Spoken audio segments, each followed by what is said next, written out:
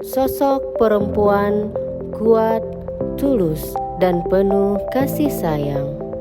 Dari rahimnya lahir insan titipan ilahi. Ia rela berkorban, merawat, dan membesarkannya. Dialah bidadari berhati lembut, yang enggan mencurahkan keluh kesahnya, bahkan mau menerima seluruh penderitaan demi bisa melihat si buah hati. Begitu banyak harapan dan mimpimu, bukan setumpuk emas, bukan kulangan harta, bukan pula sebatang perunggu.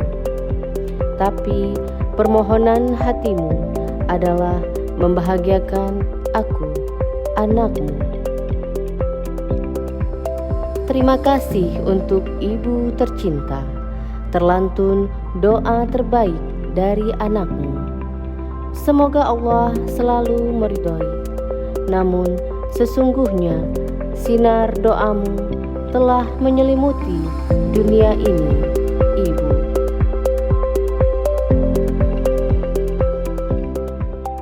Selamat Hari Ibu bagi ibu-ibu hebat di seluruh dunia.